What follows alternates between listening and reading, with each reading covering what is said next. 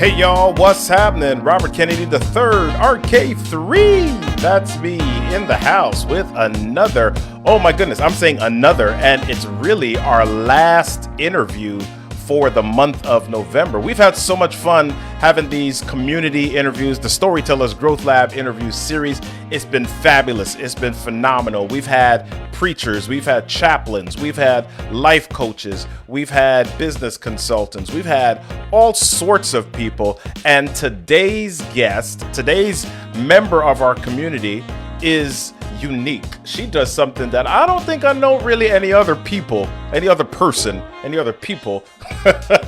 do it personally. So we're going to talk with her a little bit about her story, what she does, why she finds joy in this thing that I could not imagine myself finding joy in, and you know what she brings to the world and how she really wants to create impact. So let's actually turn this music down, and I'm gonna bring in my friend, my buddy, community member, Dee Bowden. Is this Bowden or Bowden? I keep wanting to say Bowden. Okay, Bowden. Because I know somebody named that's Bowden. I think it was like a football coach or something. That's Bowden. Bobby Bowden. But oh, yeah, they say Bowden. I'm from the north, so I say Bowden. There we go. What's happening? How you doing? What's up, Robert? RK3. I can't believe I'm actually here in the building. OMG! Yeah. I finally made it to the stage. I made it to the stage. Y'all don't even understand. I'm so like, yes. Yeah. Well, listen, I should be thrilled. Everywhere I go, every stage I go to, every person stage I go to, I see D. D is like around with all the greats. So I'm kind of like, okay, let me just have this person in my orbit. Then maybe a little bit of the greatness that she's pulling in will rub off on me too. How about that? You are very kind. You're very kind. Well, here's what's funny. People, you know what's crazy? I get that a lot.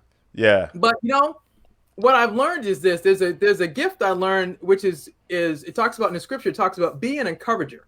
Mm-hmm. And one of the things I learned is that you may not be able to do a lot for a lot of people, but if you can show up and be a support person, you can be an encourager. If you can just, somebody's doing something, you can like their post, you can share it. If they have something, you show up and you participate on a regular basis, which is what, you and I've done. I've done a couple of your challenges. Yeah. And then, thanks to Rocky, we got connected and we found out we have this connection from Boston. Yeah. Music and church and bands and all this other stuff. And then, as you know, I've been working on my speaker journey now, and learning how to slow down and tell my story and have some fun with it.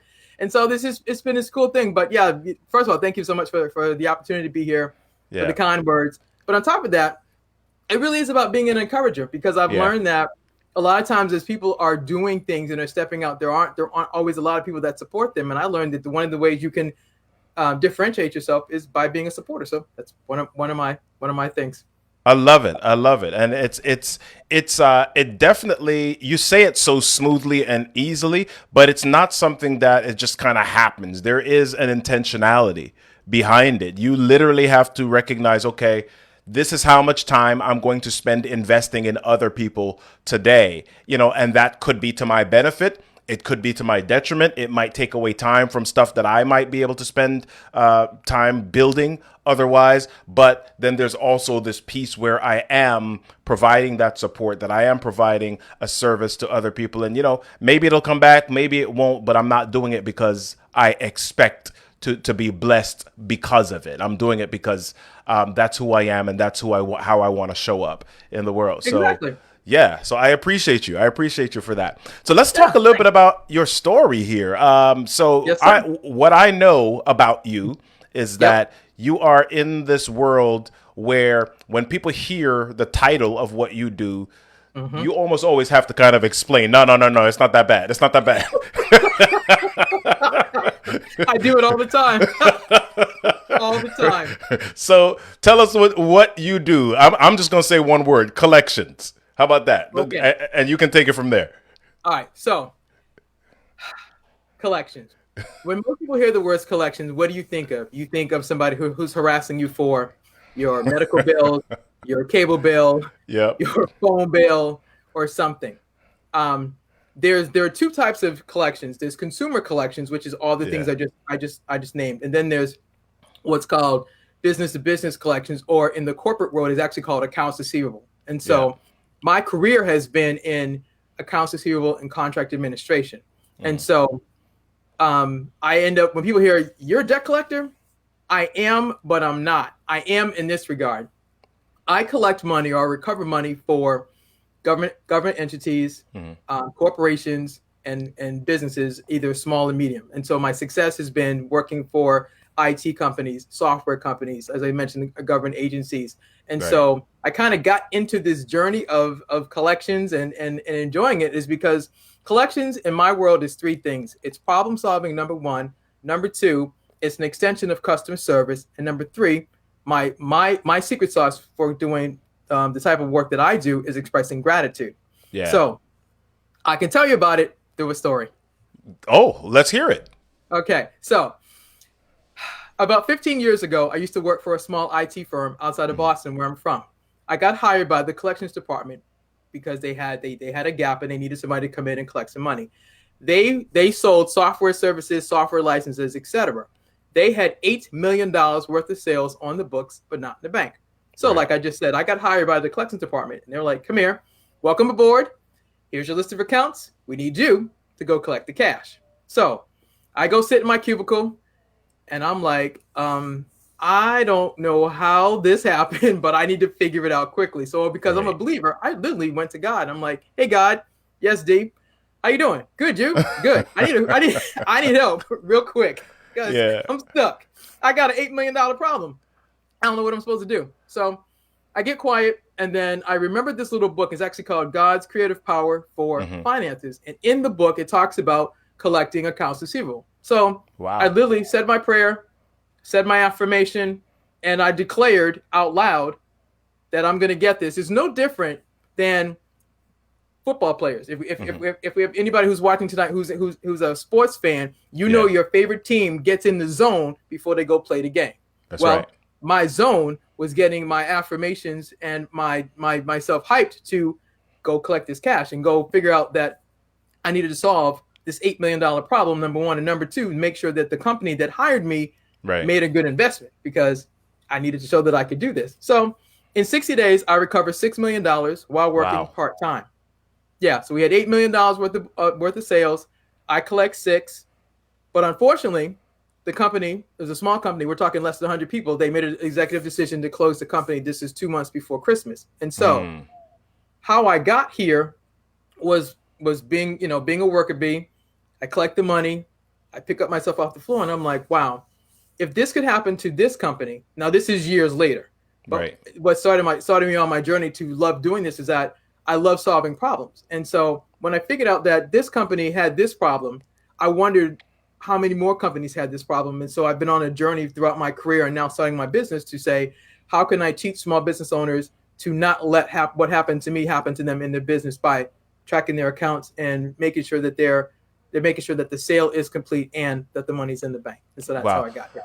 So do you find that a lot of small businesses fall into that trap of companies or vendors or contractors owing money to them that is collectible, but they just haven't gotten around to it for whatever reason? Yeah, I do, and I believe that the reason they haven't gotten around to it is because, just like when you started out the conversation, you said when people hear collections, they go, oh, they don't want to do that part. But on top of that, a lot of people, I think, in business are concerned about the relationships because if you think about it, if you and I have had a contract and then all of a sudden something goes awry, I might not want to have to. I don't want to mess up a relationship, so I don't want to come and ask you, how come you haven't paid me?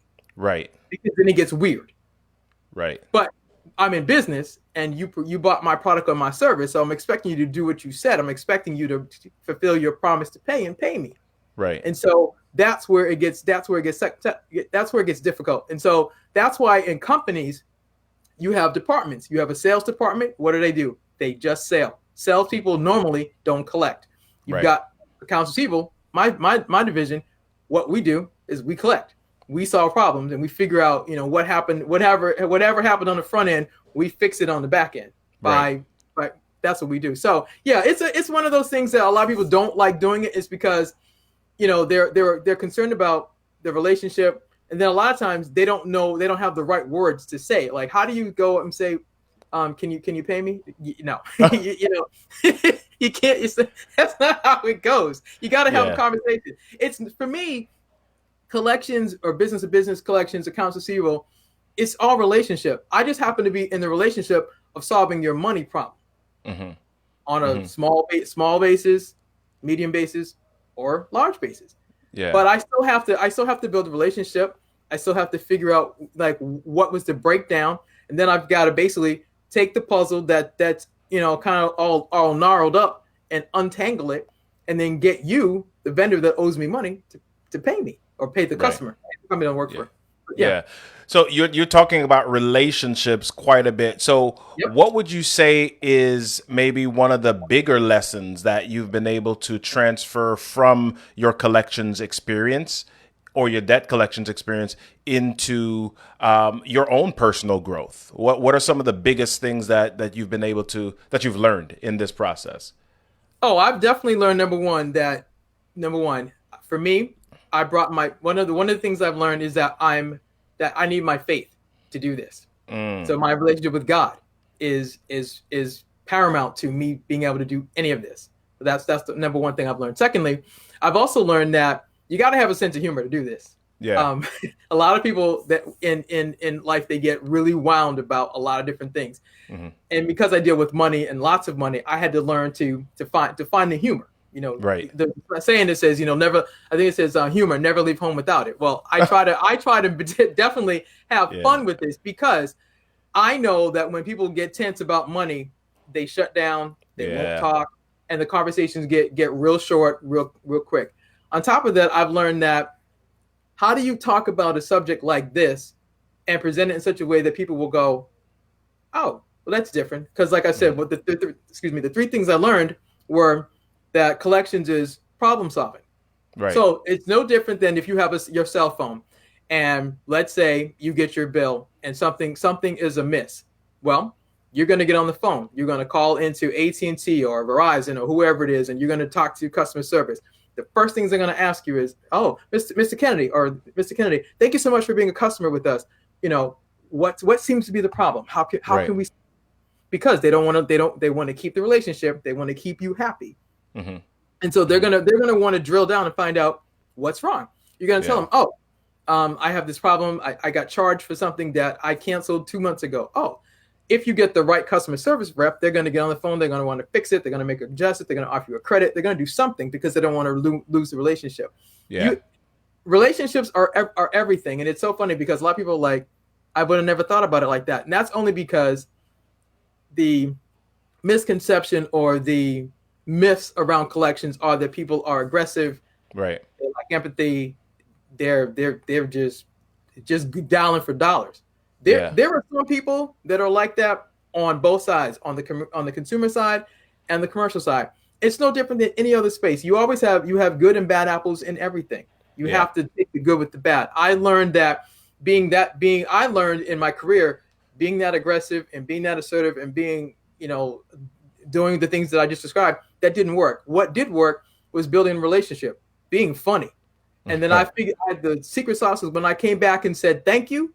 That's when that's what opened up the door. People's like, nobody ever comes back and says, thank you. I thank you for taking my call. I thank you for helping me do the research. I thank you for making sure we get paid.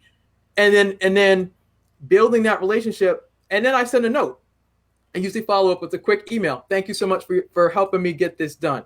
And what it does is I build allies. So the next time I'm calling that customer or that company, hey D, what do you need? Oh, we got you.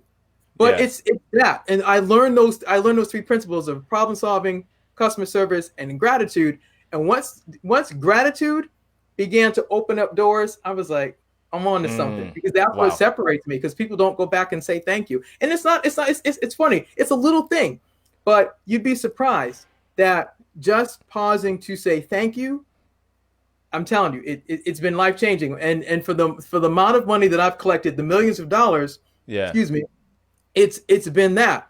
And so now I'm on a journey actually to tell my story actually in a new book which is coming out in the spring of 2021, actually called Wow. Collect Cash. Hmm. Wow, awesome! I'm excited about that. So Thank I you. want Me too. I want to ask you about that in a second, but I want to go Sure. back a little bit further for just a moment. So you've told us the story of collecting the 6 million, collecting, being tasked with the 8 million, but I also I look at where I am now, and I look back at the journey that I've taken. I've identified some of the turning points or some of the clues that were in my life from early on that Yep. indicated that where I am now is I'm in the right place, right? Hmm. So, do you have anything like that? What are some of the things that you may have seen earlier on that now you look back and you're like, ah, yeah, that makes sense? What do you have any connection points from before that Absolutely. $8 million story? So before the $8 million story, I've always been a person that likes to know the why behind the what. So I've always been curious. I've always liked puzzles, and every job I've ever had has always had some kind of puzzle. Wow. It's always been that. So, getting started in my career, I used to be a data entry clerk. How do come you have all these invoices that are stacked up? Oh, that's because somebody neglected it. Wow. Um, I've always it's always been about problem solving for me. It's always been understanding the why behind the what. It's always been about I've always been a kind of detailed, task oriented person. So I've always liked to achieve things. So collections, just like sales, you've got a quota to meet, you've got numbers to meet. Right. It's always been that thing for me. And then when I discovered that I was really good at this, and then I actually enjoyed it, because a lot of people would think there is no way in the world you tell me you enjoy this. I actually do. I actually have fun, and Yeah. that's because I made a decision. I made a Yeah. decision to do this differently. Wow. And so as I started learning the systems, okay, things got messed up. So another story, excuse me, around this was me working for an engineering firm. I started off at this engineering firm as a data entry clerk. Then I worked in accounts payable, so that's the billing department. Right. I met my first contract administrator, and I was like, "Ooh, what do you do?" And he was like, "Oh, every business has a contracts department that manages, the agreements." And I was like, "I want to learn that part." So Hmm. I spent a year under him. I got trained, and then I got promoted to be the contract administrator for a construction division. Right. They were building a water filtration plant, and they had hundreds of thousands of dollars of invoices that hadn't been paid. Yeah. It was another huge problem. Same. So the pattern has been: I get these problems, I have to untangle it, I have to build the relationships, I have to figure out the why behind the what, and then I realized, okay, that's kind of been the story of my life. The bigger piece has been also adding my faith. It's been Right. putting, bringing God into the mix, and not in a big preachy way, but more just recognizing that that's the gift He gave me, and I Right. want to honor Him by doing the thing I enjoy. And so I found this is what I like, and now it's been to create a book, or to Yeah. the time to decide to tell my story and to teach small business owners why this matters, and then prayerfully they'll they won't end up like the company that I worked for that went out of business, and Wow. that's what makes it personal. Wow. So do you consider yourself lucky? And I'm kind of setting you up for something here. I'm asking you a yes or no question, and I typically don't ask yes or no questions. So, but I want to start with this. Do you consider yourself lucky? And here's where I'm leading. There are a lot of people that they go through college, they get a degree, and they're in this field or they're in a career, and they don't like it. They're not really getting joy from it. And they hear these people on TV, they hear these life coaches saying, hey, follow your passion, pursue your purpose, do what you love. And they're like, well, doggone it, I don't know what I love. Right? I know how to do this, and I know that I hate that. Right. Or I don't really find joy in it. How do you advise someone who may not have had the luck or the path that has said, oh yeah, I enjoy collections. I just happened to be in this thing and I found that I liked it. You just kind of use the word decision there. Mhm. So can you talk to that a little bit? How would you advise Sure. somebody like that? Well, here's what I'll tell you. I didn't wake up today and go, "Ooh, I want to do this." Yeah. I my journey to get here started out with me working for a supermarket chain, shagging the carts, Right. in groceries, being the clerk in the store. And I realized, okay, I don't really like this. So I kind of feel like Goldilocks, my journey's kind of been, this has been too hot, this has been too cold, and I finally found the what's right. Right. Um, I would tell you, number one, don't be afraid to try new things, and then write down. I'm a big, I like journals, so I believe you need to take some quiet time and write down like a T square, good, bad. What do you really like? What can't you stand? Okay, and then I think you have to continue to make decisions to figure out, okay, what lights you up. Like for me, what lights me up is figuring out the why behind the what. And when I saw like that was my theme, I'm like, okay, I'm gonna continue pursuing the why behind the what's, Right. and find the things that light me up, that, Right. that bring me joy. And Right. so I would tell you, write it down. Number one. Number two, I tell you, if you don't know, take a class.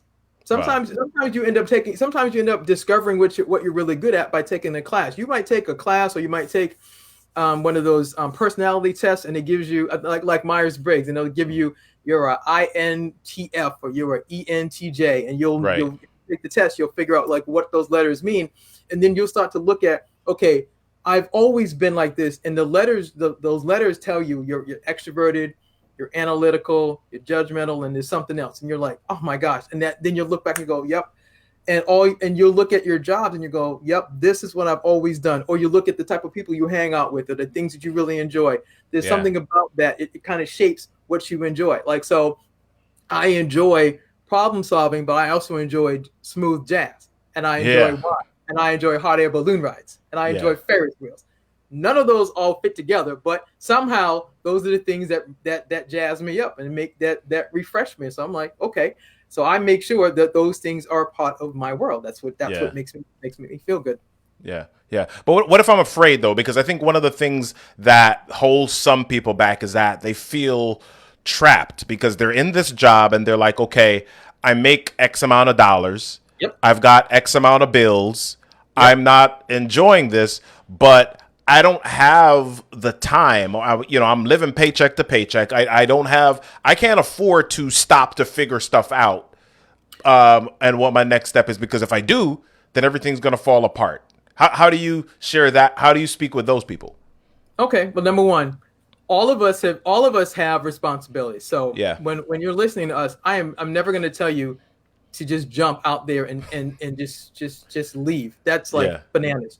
Number one, you have to be, or you need to be, whichever word fits for you, a responsible human being. So if you Right. have a mortgage, you have family, you've got bills, you have your job. Your job allows you the resources so you can do the other things in your life.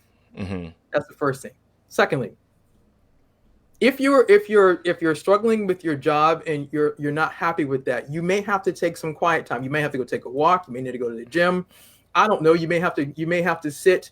And that's the thing, that's part of it. You're not going to figure this out until you actually sit down and get quiet, because Yeah. you've got too much outside noise that's saying you have to. Yeah. I got here. So I'm a dualpreneur. I still have a career and I'm building my business. So let me speak to the people. So because I've heard people tell you, oh yeah, you want to start a business, just jump out there. Absolutely, do not do that. Do not. I don't know how to say it in any other word in English. Don't do that. Number one, you have no idea whether what you do in your career will translate into becoming an entrepreneur. You don't. Secondly, have you taken any classes? Have you read any books? Have you spoken to anybody who actually has a business to find out what it really takes to become a business owner? Because in these internet streets, they will make it look, I dream of Genie, one of these real quick, and you are done. And it's so not that. It is so not that. Deciding to become a business owner, an entrepreneur, requires one, first of all, you need to make sure you're going to set up your business legally. That's the first. Number two, you need to have because if you haven't sold anything, you're going to be funding your business from your paycheck. Right. And you need to have savings. And if you are partnered or married, him or her, you need their agreement, because you're going to be taking time. Okay. I just lost your audio, D. I think you hit something. Can you hear me now? Okay. Yep, we got you. Sorry. So I was saying, if you're going to become an entrepreneur, if you are partnered or married, him or her, you need their support for you deciding to go pursue this dream. Number three, you got to save some money. Yeah. You can't just jump. What bothers me are the people that just tell you to just jump on it, you just start a business. You don't know the first thing about business. You can't even spell business. Are you serious? BIDNIZ.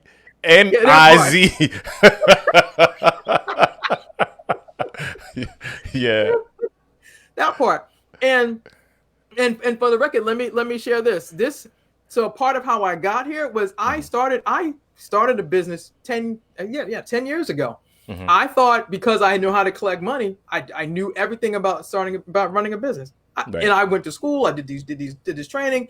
I jumped out there 10 years ago to start this business. Failed miserably. I mean, I collected some money, but I didn't know all of the components to run a business. So I started it, made some money, but I didn't have enough. I didn't know enough about sales and pipelines and leads and all the other components. So I unfortunately had to close. Well, unfortunately or fortunately, I was smart enough to recognize this isn't working. So I closed the business and I went back to work. And for those people, I share that because I want people to understand that sometimes you have to do that. Sometimes you absolutely have to do that. So I did. So I did that 10 years ago. I jumped out there, thought I knew everything, did not. Yeah. Made a mess, got in debt, paid it off, went back to work. I built my career for the past 10 years. And now the second time of me creating my new company, BCS Solutions, is alongside of me working in my career. Mm-hmm. So the side hustle, the side gig, yes. Do I have one? Absolutely. But I also I went back to school again and spent a whole year learning about sales and marketing and social media and websites and leads and speaking and all these other things. I've been working on this diligently, on the side while I continue to have my career. So I'm going to tell you proudly, yes, I'm a dualpreneur. Absolutely. And if I get to a point where I'm able to fully transition into my business full time, that's phenomenal. If it stays as my side hustle, that's fine too. Or if I wake up and go, you know what? I'm good. I'm gonna shut it down and I'm gonna just do my career. That's fine. The point is that what I'm working toward is making a difference, and I know I can make a difference by sharing my story. I can make a difference by teaching business owners how to collect the cash, and I'm working on my legacy, and my legacy will be my book. Wow. So we only have a couple of minutes here. Let's wrap by talking about that book. When is it going to be released? What's it about? How can we support it and get a hold of it? Well, thanks for that.